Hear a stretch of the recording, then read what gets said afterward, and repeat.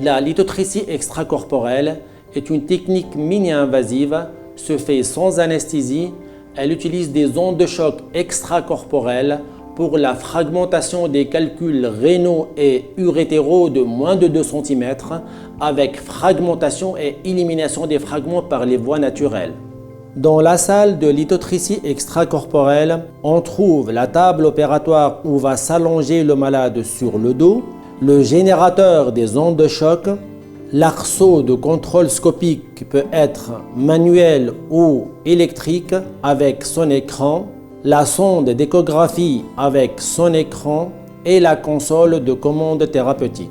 Le contrôle scopique se fait au rayon X avec un plan 0 et un plan à 30 degrés. Le contrôle échographique se fait à la sonde échographie. Il peut se faire seul ou combiné au contrôle scopique. Le patient est mis à l'aise, puis s'allonge sur la table sur le dos en laissant la région lombaire au contact direct avec le générateur. Contrôle scopique du calcul en 2 plans. La console de travail permet de contrôler la fréquence des coups, la puissance des coups, l'énergie délivrée et la position du calcul.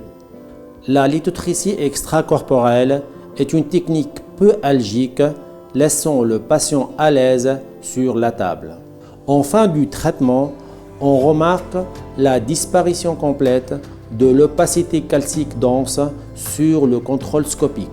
Après la fin de la séance de lithotripsie extracorporelle, le patient est averti du risque d'avoir une hématurie ou émission du sang dans les urines, d'éliminer des calculs, d'avoir quelques douleurs voire des crises rapidement jugulables par des injections de kétoprophène. Un contrôle radiologique et échographique est programmé une semaine plus tard.